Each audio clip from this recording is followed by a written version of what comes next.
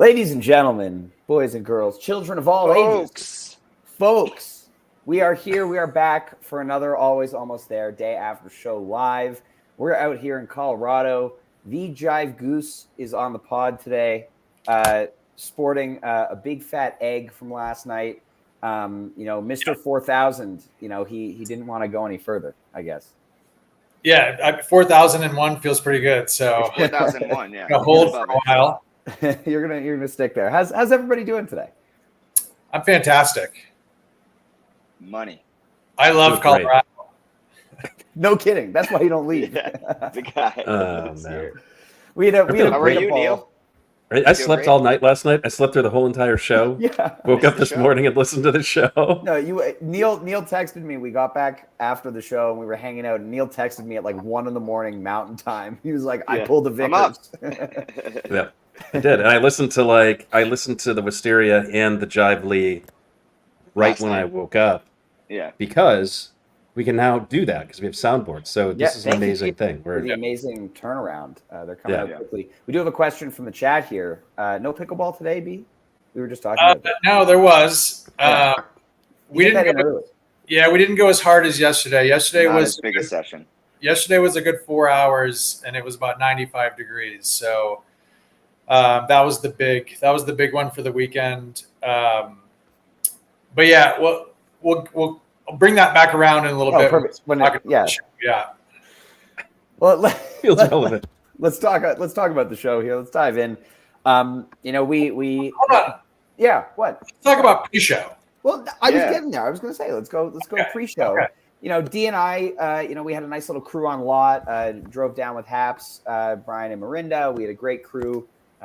Garrett, Brian Brinkman. We Legs came over for a bit. We had an amazing little hang there. We missed you there, B. Hopefully you can join us today. I didn't know Legs was going to be there, or I might have come down. Right. What was your pre-show like yesterday?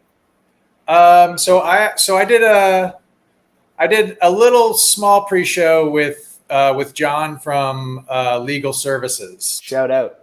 Yeah. Those Stop guys by this weekend. Yeah. I hope everybody stops by and tell them you're in town for the shows. They really want to hook people up. This is a weed store, by the way, in case people were confused. Yeah. You didn't say We what call it legal dispensary, services was. Ryan. It's a cannabis dispensary, Ryan.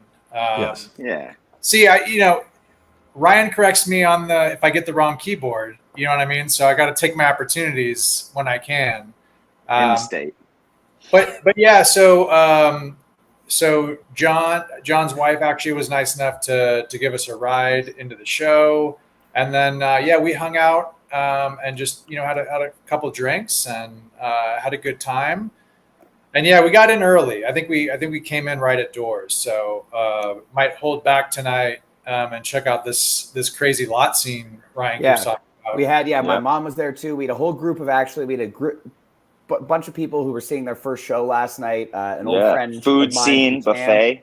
We had a bunch of people that my mom and I met in Mexico over the winter, who we talked up Goose to them, and they were like, "Yeah, we'll be in Colorado in June." It was like, "Great, come to the show!" And so we had them, and D was taking advantage of the spread. You're not one to pass up an opportunity like that. Cherries, pineapples, guac. I mean, turkey wraps, turkey clubs.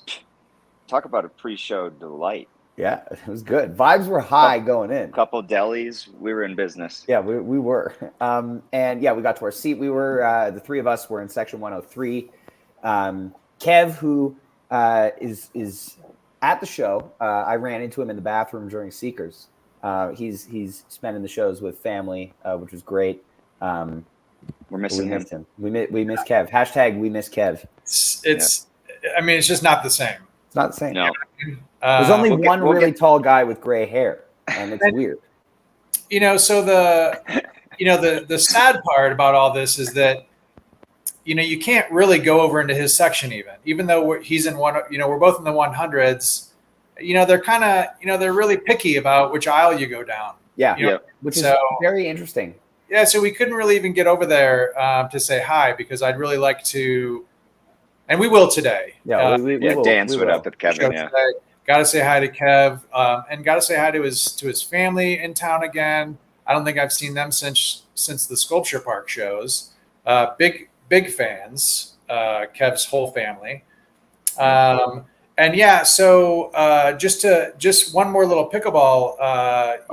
One more. This is it. So actually, we ran into kind of as planned. One of my good buddies, Mark, pickleball friend from Denver, who I met at Salida when he was down to get in some games. He's a Dead fan. I've always got music down at the courts. So I introduced him to Goose, and he's a huge fan. Last night was his first show. He was super stoked. And then shout out also to his friend Jill from Estes Park. She also loved it. Not her first show. I didn't know we had Haps on for all these shout outs today. I thought that was the intern's job. Yeah. Shout out. Shall we talk about the music a little bit? No, he's shouting let's it talk out. about the show. Yeah. That's the end of the shout out. Just it's really good to to see people like that and to hear from them how much of a good time they had and how much they enjoyed the music and the atmosphere and the people and the energy and all those things. You know what I mean? And that's really awesome. You know what I mean? Maybe Mark never is at the show last night if he's not down at the courts in Salida. It all comes back to pickleball. Pickleball is what keeps our community afloat. It's a beautiful thing, you know what I mean? I love hearing from people like that. And John, by the way, also loved the show. Best Goose show ever, he said. Nice. So, Well, I mean, it was in Colorado after all. Yeah. I mean, let's be honest. Well, but Colorado attendance bias isn't a thing, Neil. We've been over this. This is not real. So please, keep the accusations to a minimum. Before we dive into the music, I guess let's talk about how many people were there because especially because of how easy tickets were. You can't really give tickets away even for these shows, which is crazy. Big venue, 17K capacity, but it felt full last night in a lot of places. We had a lot of space in our row, which was nice, but it didn't feel empty. I would guess probably over 10K in the venue. Some people were saying probably closer to 12 or 13 at first glance, but yeah. I know D thought our row got a little crowded at times. He did. There was with my guy. We only had like 6 seats for the 3 of us at one point, so there was we had to. He had to dance, as we know. He had to get us more room and then leave. Shout out to my guy. Shout out. All right, let's talk about this show. We start off the first set. Hot Love and the Lazy Poet, the Whales, No California. Great opening trio. Good first couple of songs. Hot Love openers. We talked about this when we talked about Soulshine. This song is great. Whales was fun, and No California full band debut. Huge. Very exciting. Ilse Juber. Yeah. Great artist. Great artist. Good, beautiful song. But yeah, it was crazy to see Hot Love again. Third time for me. Probably a handful of us that have seen a handful of us that have seen it 3 times already. But I know we talked about this, after the summer camp show, Soulshine. Sorry, that was going to be a song that we would see. Neil called it, right? He said every 3-4 shows, but I felt the same too. It's it's an easy song, good hit, going to be a Visudo track that they can run through.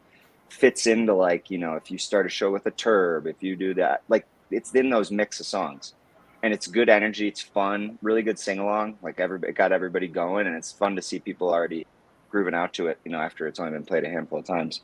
The Whales was good. We caught that right away. Thought it sounded good, very good with Cotter on there, and then No California was really, really pretty and cool. So I liked it. Good opening trio, kind of settling in, right? That's what I felt. You're kind of getting the crowd, getting it going. It's still 7:50 they started, so it's very much light, obviously, and sun setting, but so you're still kind of working in that dusky time. But it was great. I liked it. Good opening trio. I mean, Hot Love. It's just the song of the summer. I called it, and it's just going to keep coming. It's coming and coming. And so get used to Hot Love. I love it. If you see a bunch of shows on this, you're going to see, or a bunch of shows on this tour, you're going to see a bunch of Hot Loves. But it's a killer opener, too. I love it, man. It's great. Yeah. Get a little drum solo, little bass solo. Yeah. Little piano solo, little guitar solo. Everyone gets a piece. Yeah. And the drums too. I've sort of noticed. Sorry, one more tangent. But each of the runs, right? We got Cap, Flow Down, Soul Shine, Hot Love. Then we had All I Need in St. Louis. Then we had Hot Love again. But all of these songs feature little drum breaks. So, right, it's something for Cotter already to get in there. Or Flow Down, of course, is a very drum-oriented song. So it's allowing him, I think, in these first few shows with people seeing him for the first time, and they're like, damn, all right, it gets focus on him right away, which is fun. B, you got thoughts? Right. I mean, I'll just throw this out there. I really like No California. I was really happy to see that because it sounded really cool when Arevalo did it. So yeah, super psyched to see that. Nice addition to the new cover backlog. Yeah. Right. We get some old covers, but I think we're going to keep getting new ones too. So I think this is a really good addition. Yeah, super psyched to see that. Absolutely. Translated well to the full band too. And then we move into my personal highlight of the show, Jive 1 Lee, longest Jive Lee ever, clocking in at just under 22 minutes. First one to cross the 20-minute mark. Very exciting. Let's throw it to you, B. Talk about this Lee. We were vibing. Yeah, I mean, you made it sound very historic. I mean, it is. And yeah, it's the longest, and it might not be the best ever, but it was fantastic. It was fantastic. Yeah, and it's so funny because you come into these shows and you're thinking, oh man, you're thinking about Madman and all these big bang and what big jams are we going to get? Arrow maybe. And you're really on the Arrow train lately. It's coming tonight, he says. But then boom, then you get this huge Jive Lee. So it's you think you know what's coming but you never do, right? And sometimes that works against you in Fantasy Goose. But no, this was a really cool jam, and I think I think Peter really was kind of the star of this jam for me. And yeah, it was laid back. It wasn't a fire jam. Mm-hmm. It just had a really nice groove. Maybe some psychedelia in there. And yeah, I mean, highlight of the first set, without question, maybe of the show. Yeah, fantastic jam, unexpected, made it even better. There was also a couple of things that stuck out to me on re-listen that I couldn't really hear in the moment last night, like Peter doing some really cool stuff with the delays on the organ that were, more subtle early on in the jam that weren't really coming through in the PA last night. But yeah, there's this kind of that psychedelic late night groove that we've been talking about. It was in the St. Louis Empress. We heard it in what was it? The Arrow from the Cap, Soul Shine Arrow a little bit too. But this seems to be like a prevailing new improvisational space that they really like, and they're really enjoying being in. That's also Rick's new synth effect, which was all over this Lee. But yeah, I just love how they took their time. There was some stuff we'll talk about in the second set as well, where there was a lot of patience exhibited by them. But this was great. Yeah, Peter for sure, I agree, the star of this jam, but also Trevor. Just destroying. Oh my God. Yeah, sound system at the venue, by the way, and I think we should make a quick note on this because I think Fiddlers. Well, I mean, I know Fiddlers gets a lot of hate. Yeah. The lawn sucks, and they didn't change that. But they did make some beautiful changes to the grounds. But more importantly, new sound system, and I thought the sound was fantastic. And when you mentioned Trevor, that's what made me think of the sound because he sounded great coming through that system, and so. I really enjoyed this venue. I thought the sound was great. I thought everything about ease of getting drinks, bathrooms, everything was comfortable. Yeah, finding people, like it was accessible. Yeah. Well, it's nice when they're doing like a slight undersell when you're used to years and years of just sold out shows. Where it's like packed to the gills. They've got as many people as they can in there. Packed Red Rocks. Yeah, it's tough to navigate. I think you can enjoy the stretch for as long as it lasts, where they're not selling out these larger sheds, and you can do things like that, right? You can walk around easily. You might have a couple open seats in your row. You might be able to get a beer pretty quick, like in between songs. You can hit the bathroom during Seekers 1. Efficient. You know, these are all the things that you can do. But I did have a question, and you guys kind of already answered it. So at home, I am noticing, and I think this actually colors how I feel about tours in general, but I'm noticing that Trevor way up in the mix right now. Yeah, and are you feeling that at the shows? 100%. Because I was feeling it when I was at the Cap, but like I know Daniel, you've been to a bunch. St. now, Louis so... was he's there. I think he's just more prominent in the mix. Like we hear at the Tumble, that like he's and leading jams too, which he helped that Jive Lee. I think sort of at the start. We heard some other sections. I thought, he's been very prominent in the mix, which is good because we saw him take off a lot in early 2023, both in sound and in his pushing and progression of the improv. But it's maybe laid back a little bit, whereas hopefully he can kind of drive this again. I think him and Cotter are finding good spaces together and really work well. But to go to the lead, the one part, I agree, Ryan. You know, we were talking about this, and I've heard it. You hear it. We've heard it in every run now, and this is just seems like a very safe but very successful space for them to jam in right now. Is, you know, we come out of the composition. Peter goes on the OB6. We get the synth. He sort of builds washes and like he's able to play that synth really well, sort of make lines and good melodies on it, but also create a lot of crazy sounds. Comes back over to his Nord, kind of drives the keys to like build tempo and pace, and everybody kind of locks in. And then he moved around. He went, like we said, he was all over. He did the delay on the organ. I think he might have even maybe some vibes, but I was trying to listen. Yeah, there was some vibe in there as well. I think we're just at the tip of the iceberg with the organ effects. You know, he just introduced those at the Cap. We're just starting to see it kind of be used in some improvisational spaces. You know, it's prominent in STL, which hopefully we hear soon. But other than that, I think he's just starting to explore that. And so I think as this tour goes on, you know, by the end of the month, we're going to be seeing some really incredible stuff coming out of that organ from Peter, I think.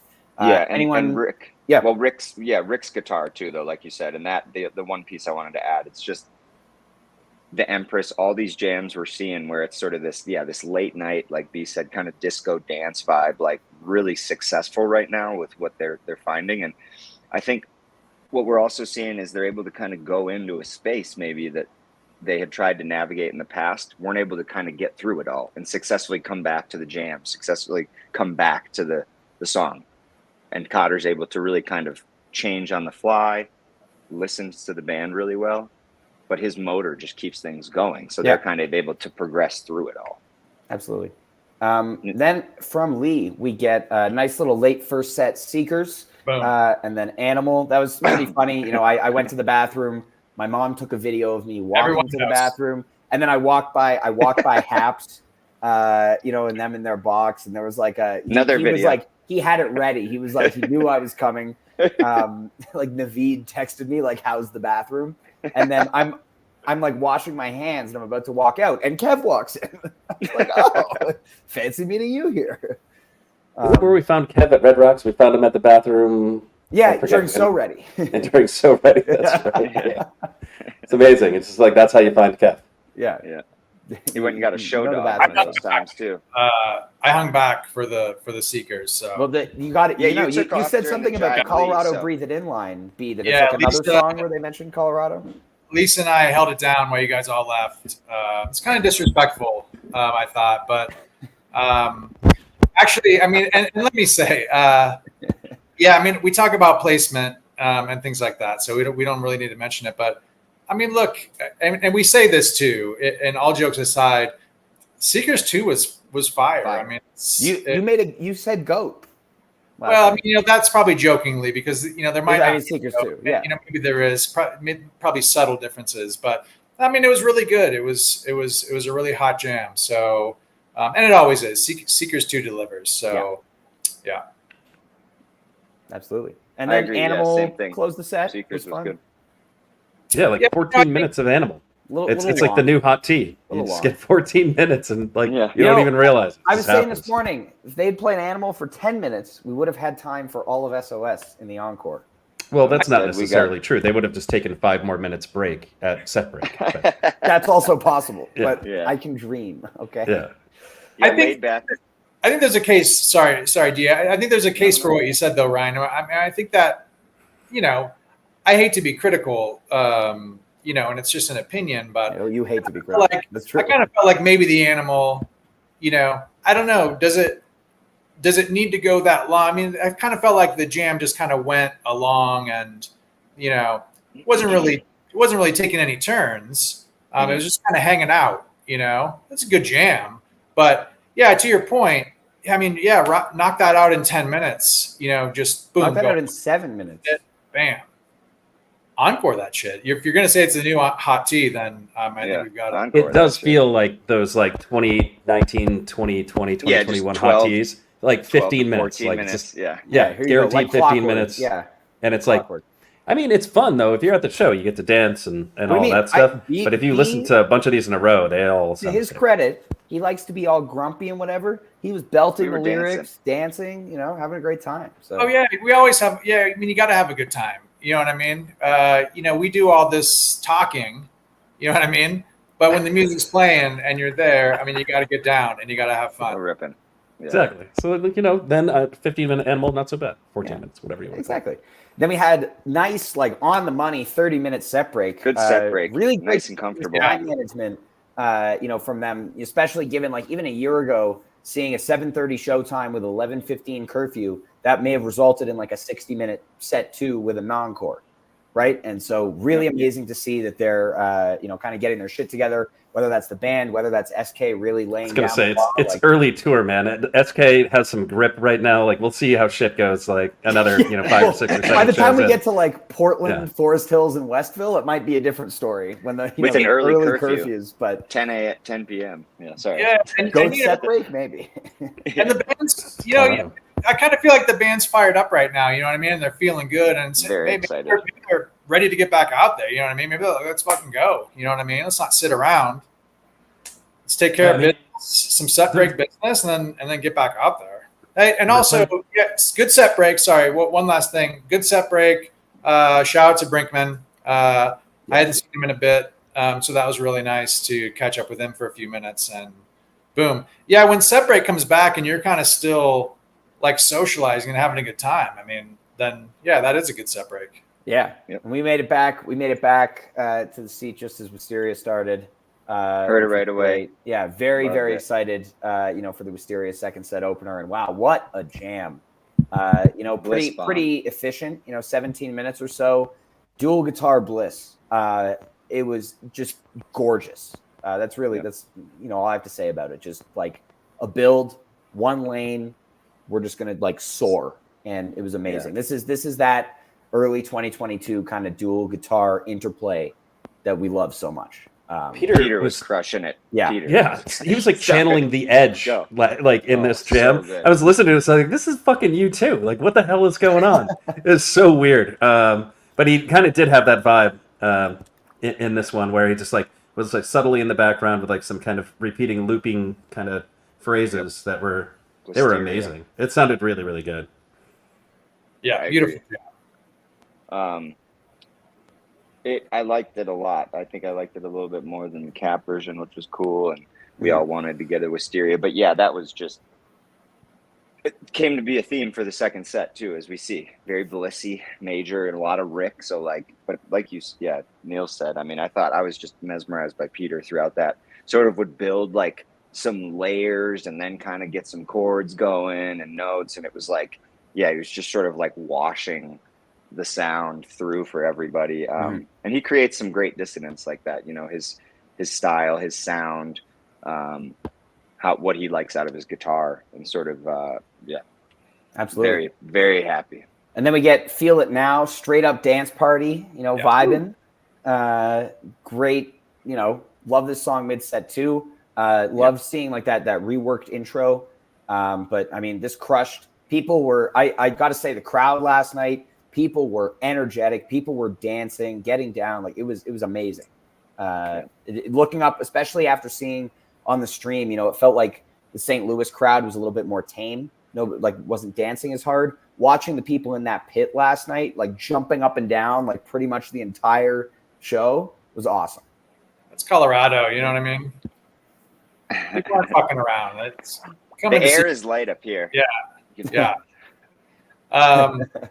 Yeah, Feel It Now. I mean, look, yeah, like you said, it was a dance party, and yeah, I think, and the whole place, I think, was feeling it, and I feel like we had a really good people all around us too. You know, made some new friends, and San Diego crew. Was it Feel It Now or Hunger Site when we expanded our dancing room? Probably Feel It Now. Probably Feel It Now. Yeah, Feel It Now. Yeah. I think some people had to leave early. You know, so we took advantage. Yeah, Robin, cheers. Good to meet her. Yeah. I dug this Feel It Now. What I'm psyched about is that Feel It Now is now back. I think. Yes. I think it's fair to say that they've done whatever they were working on, and we now get this back in the regular rotation. Because at the end of 2023, this was not in the regular rotation. It's actually kind of frustrating. We were talking about it back then. Like, where the hell is this song? It's too good to just be sitting on the shelf. And here it is. 15 it's shows, back. yeah. And it felt shorter last night. Was I crazy about that? Like track time, I think was around 11 minutes. I think it's about normal. I think that's pretty normal. Usually clocks in around 9 to 11. As far as Feel It Now goes. Okay. Yeah, it was. I felt it was a little longer, actually. Even like we were saying, it seems like hopefully now that they've gotten comfortable with it, reworked the intro, like where they're sounding together. They could push, that's the thing. It sort of seems like the song, it's got these constructed jam spaces, but are very rigid more or less in those confines.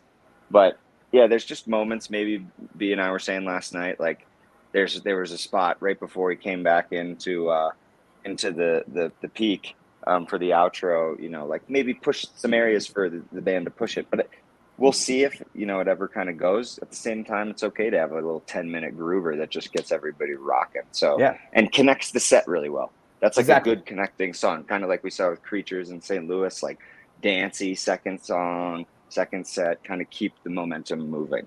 Yeah, and then we saw where it led to. Yeah, we move into Hunger Site here. Rick taking a little bit of extra time in that opening guitar solo than he normally does, which was great. But yeah, I thought this jam was really good. I thought it was like an exercise in the band, like just kind of building again one motif. This one was more within the confines of Hunger Site. And we kind of saw this kind of jam last year, especially in the early part of 2023 with this song, where, they're driving through for 17, 18 minutes, just in this hard charging peak. But this one was just like a more patient version of that. It felt like Rick was especially hanging back for a lot instead of going full force into a solo, which was cool. But yeah, I think, we talked about this. Definitely, I think, like kind of lagged a little bit towards the middle part, without anyone really like stepping up and suggesting a new idea. And it felt purposeful to me that they were like doing an exercise, like how long can we go here, showing this kind of restraint, which I appreciate. But still, it felt as though they could have, done a little bit more during the jam to keep it engaging. What do you guys think? I think you termed it, Ryan, this morning as a practice in musical edging, where we're building. I wasn't going to say that on the pod.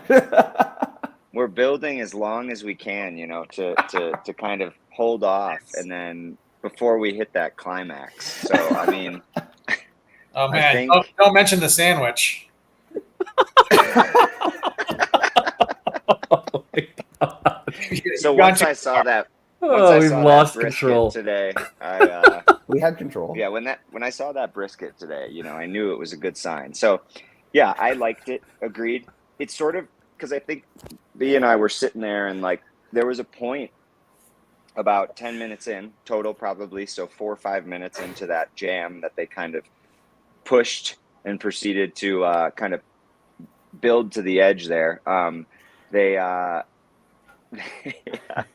Then they hit that note, and then Rick really took over. I think some people were saying, like Brian and Marinda, like some of the hard districts playing, it sort of kept that theme too, the Wisteria, and we saw later on with the Dripfield too. But just pushing his soloing, and really sort of he feels very comfortable. You can see he likes how he sounds right now, I think, and it was great. It was a great peak, very successful climax.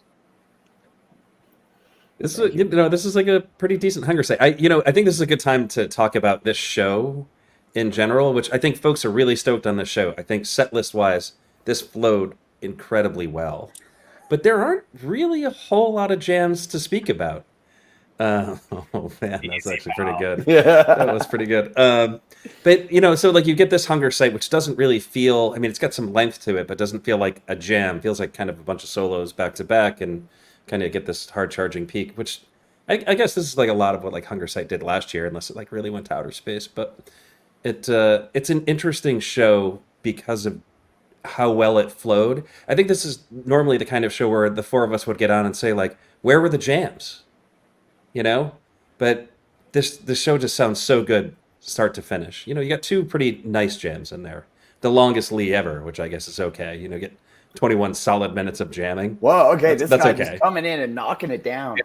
I thought it was great. But the show last night. Yeah, that's why. I'm not hating on the show. I'm just saying like this show didn't go deep. It didn't go deep at all. It was still really good. That hunger site was hot. That's the whole point I'm trying to make here.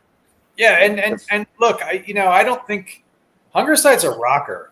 You know what I mean? Yeah. Like at the end of the day, it is. Yeah. For the most part, that's what it is. And so yeah, sometimes they're gonna rock it a little bit longer, and that's cool. And it's not like you said, going to outer space. Yeah, they'll do that from time to time. But yeah, for the most part, this is kind of a good long hunger site jam. So, but yeah, I mean, look, I think the Jive Lee jam was really good. I mean, I think that's playlist worthy. I think the Wisteria. So this is one of those Wisterias where, because of the efficiency and just the beauty of this jam, this is highly replayable. And we'll get to the drip field. I'll say the same thing about the drip field. Highly replayable version that with just good, kind of gorgeous playing and blissfulness, and that stuff is. Sometimes you find that in longer jams, and sometimes you go through a 25-minute jam for those few minutes of that, and sometimes it takes a while to get there. You got to listen through it, but these jams are really good from a re-listenable kind of perspective, because you throw them on, great songs, and then great jams front to back in a don't overstay their welcome. Efficient manner. Yep. So I kind of agree with everything you said, though, Neil, about the hunger site in the end. I mean, it's as always. This is a good version. You guys agree? This is a hot version. Yeah. You guys agree? This one also, I think we kept saying too, is the efficiency of getting to the space, right? You tie that off though. It's like it's not only like the completing of the idea for me, but like you kind of feel like you're deep in a jam where you might get 20 minutes in and it's 10 minutes in all of a sudden. It's sort of, and I think that allows them to maybe add another song, or like we've seen a couple nights now play. Well, Peggy-O was in the middle of this, of course, but it 4 songs more or less, like 4 big decent hitters. You can go 15 to 18 to 20 minutes with 4 songs, maybe get another one in there somehow. That's a very successful set approach. Yeah. This Peggy-O was incredible. Perfect placement right here. Perfect placement. Love this as the switched landing it. pad. We saw that. Some would say they earned this Peggy-O. Oh, I definitely agree that they earned the Peggy-O. I don't know because it was supposed to be Hunger Drip, right? It was supposed to be Wisteria, Feel It Now, Peggy-O, Hunger Drip. I like the switch. That was the only edit they made to the written set list last night, except for cutting the first part of SOS for time. First part. But yeah, this Peggy-O was an amazing late second set landing pad. Beautiful pick for the ballad. I loved Peter's guitar solo. Some don't love Peter's guitar solo on Peggy-O. But I personally do. I love it. Colorado peeps love Peggy-O.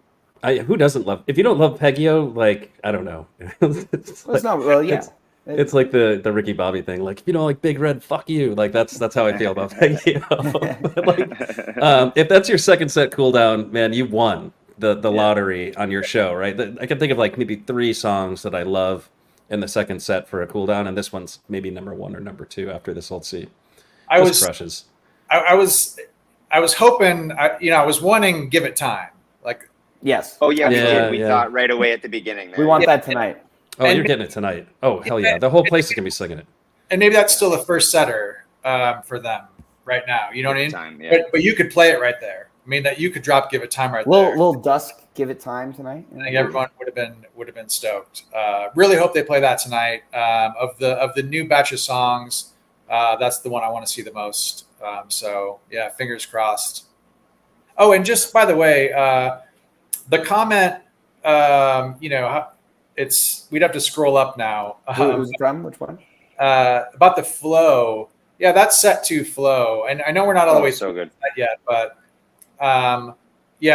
the flow of this set was just outrageous.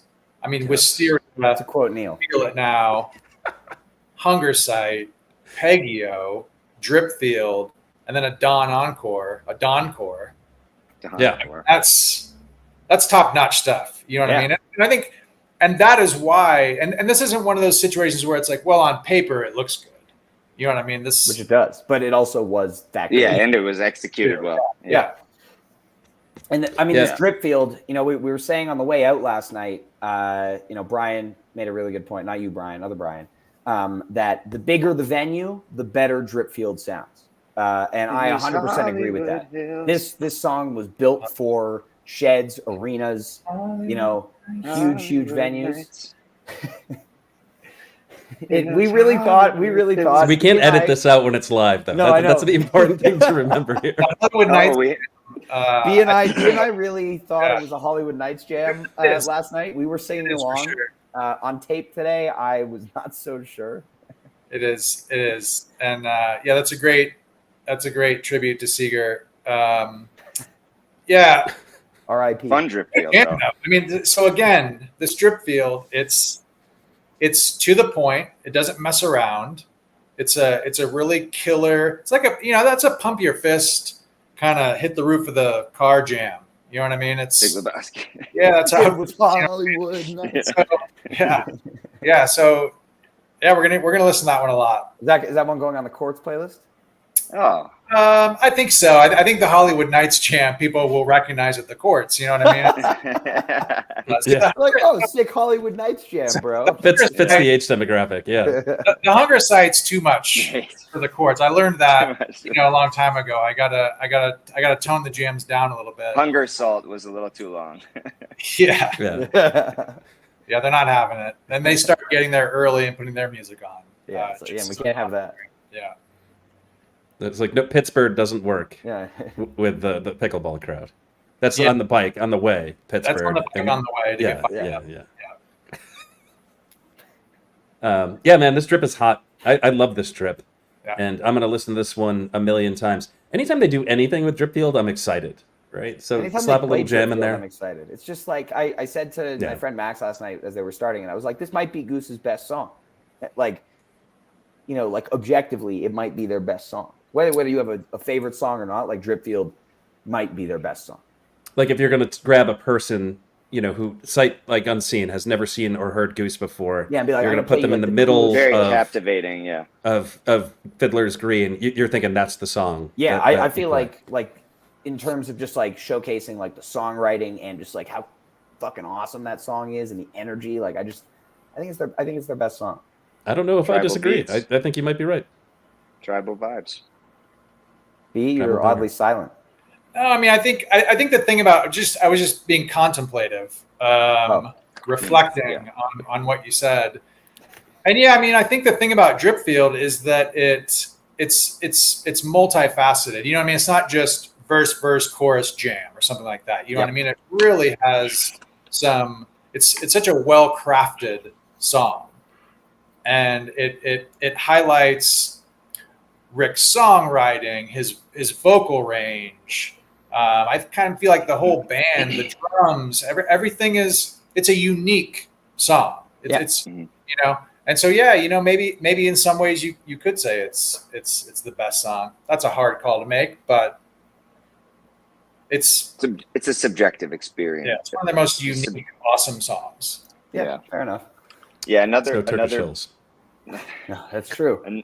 Another Blissy section too. I just felt that was, once again, I said the theme, but it was really good. Well, perfect way to end the set. Didn't really expect it. We thought maybe, especially with Peggy-O coming after Hunger Sight, And I remember sort of saying to you, B, about, man, not sure if they're going to do Drip. They did Born, in St. Louis. Then they do Drip here. Then they do Hunger Site. Then maybe Drip tomorrow, or even, could have saved it for Omaha or Kansas City randomly, which is good. They can push out songs now, which is fun. So they don't have to batch them all together. They know they have a backlog of Drip fields that they owe Colorado after not playing it at Red Rocks in 2022. It's true. Yeah, that's fair. They're still, making up for it. Yeah.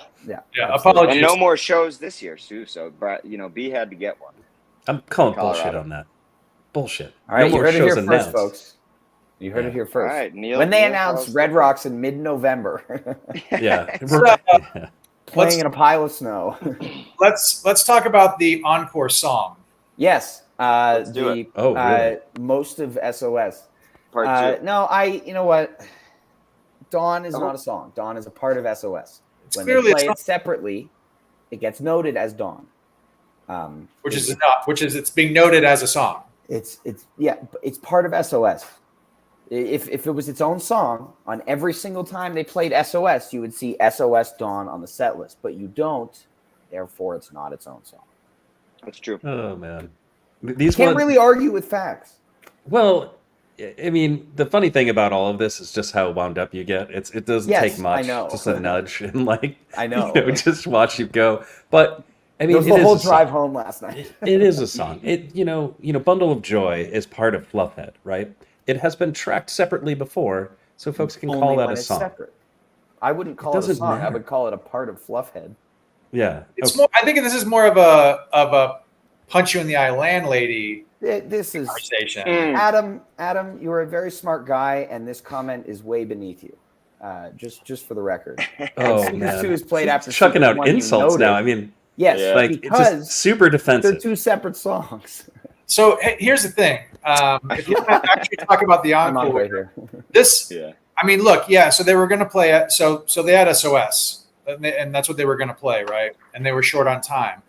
And what I'll say about that is, that's great. And I think they should remember that for any time they're short on time, even when they weren't planning to encore SOS. If they find themselves in a situation where they only have 5, 6, 7 minutes, play Dawn. Scratch whatever you were going to play and play Dawn, because everybody likes it too. I think it's to me it's one of the more emotional songs, lyrically, and just it's very powerful to me. I mean, I really love Dawn, and that's why I support anyone who wants to call it a song, because it's at the end of the day it is a song, and it's a beautiful song. And I think it's a real powerful, and also fits that short time span. I mean, I love it. It's one of my favorite. SOS is one of my favorite Goose songs. I just feel like the Dawn segment doesn't hit as hard without the initial SOS segment. I think you need we don't need a mediator. We're doing fine. We're enjoying the hell out of it. Yeah, I'm enjoying the hell out of this. We're having a great time. What the hell are we talking about? But I love it, despite the fact that they had to skip Peter's organ solo for time last night. A little bit sad about that. But I'll say this: we often question encore choices, just setlist choices in general. But this one, I think they actually really nailed it. The whole show. I can think of very few songs where, in their catalog, that I'd say that would have slid in a lot better right there. Yeah. I honestly, going into the encore, looking at it, I was like, okay, they have 10 minutes. What are they going to do here? We could have gotten a Silver Rising, could have thrown in a T. We thought 726. 726, they also haven't played in a while. Yeah. Yep. Without Cotter, so. Yeah, with Cotter. Yeah, they could have done any number of things. But this was got a lot on the table for tonight too. Yeah, big jams tonight. Yeah, big jams. B rolling over his picks, hoping for maybe that arrow for B. Hey, yeah, I did. I made a couple tweaks. You did, okay. Yeah. I think I probably kept 6 out of the 8. So yeah, we'll see what happens. I'm really excited, and full bangers on your 8B. I think it's definitely Saturday night. You know what I mean? It's Saturday night in Colorado. I think last night they were warming up to this new venue and played a great show. So I mean, I think that just bodes that much that well for tonight. I mean, I really have high hopes, and surely they'll deliver. No question. Huge bangers on the board right now. Yeah. Got like Natavon Drive, Colorado's due for a Hero, pancakes. Yeah. Yeah. It's all, and I think too, like you said, I mean, I saw it in St. Louis being there. We saw it, obviously the first night of Cap was absurd, right? But like you get, there's a lot of an emotional sort of releasing of emotional energy and stuff that first night in a 2-3 night run. Just kind of navigating that space, and they've even said it right where they kind of get a little bit more comfortable. The everybody's worked out the sound, in terms of the PA, and Getty feels good, Loomis feels good, they all feel good. Sam has mixed things, and then the band too. So I think we're in for a heater tonight. I mean, we saw Red Rocks Night 2 last year. It's just, I think it's about to slam. B, are you ready for that 25-minute delta tonight? No, D. So yeah, I always love making that point. Night 2 of the 2-night run. You know what I mean? Good night's sleep. In the same place, no travel. They're probably at the Four Seasons nowadays, and you adjust it to the altitude. Even though it's kind of their second home, coming from the Midwest, you know what I mean? You got to adjust a little bit. You came in late night, you know what I mean? Takes a day. So yeah, all signs point to heater. Absolute heater. It's going to be fun. Yeah, and shout out to Getty. This is his first time getting to use the big rig, or the new rig on a bigger stage. He had it at the Cap. He had it in St. Louis, which were both kind of smaller rooms, but it looked amazing. There was some nice fog or smoke in the air later in the show, so like the beams of light were really shooting out into the crowd. Really, really looked amazing. D and I ran into him briefly after the show on our way out, and just had the opportunity to be like, looks amazing out there. Nice multitask on his part, watching golf while lighting the show, which was great. Go ahead. Like, you guys might not have noticed this, but it showed up really loud on the boards, especially in Dripfield. But whatever smoke machines they have, and like Adam, friend of the pod, pointed this out early on. Supercharged. Like, just how damn loud they are. And I said somewhere along the way at the Cap, where I was like, well, maybe it's because it's at the Cap and it's like a really small stage, and they had to put the mics near the smoke machines. Yeah, tiny. Nope. Fiddler's Green, louder than ever. They have an input channel in the board mix for the smoke machine. Getty is officially part of the band now. He's making music out there. I mean, it's so damn loud. And I wonder if they're aware of this. I mean, Peter has to hear this when he kind of does the mix, but I don't know. It's surprising how loud it is. It's not good. It's not. Subtle, Neil.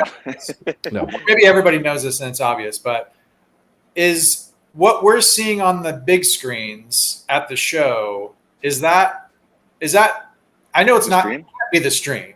I'm pretty sure it is. So that's it is. I don't imagine that they have a second person directing the video. I'm sure the coach is directing and it goes to the screen and then it goes to Nugs. Yeah. Okay, that makes sense. But here's where what I wanted to say about this real quick.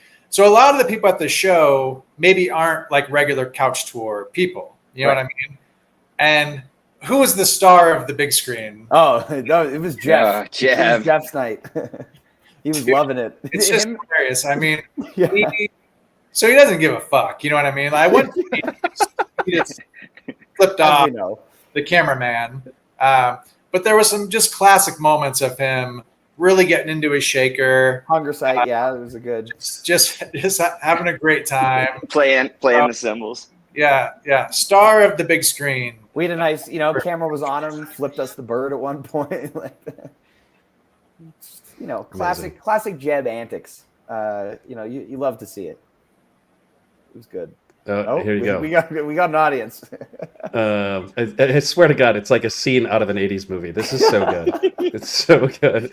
For those who are listening and who don't have video, one of our interns and a couple other people just straight up dressed like they're at an 80s pool party. It's fantastic. Interns. Anyway, if you guys don't have anything else to add on this show, we can wrap up. Oh, you do? Okay. Yes.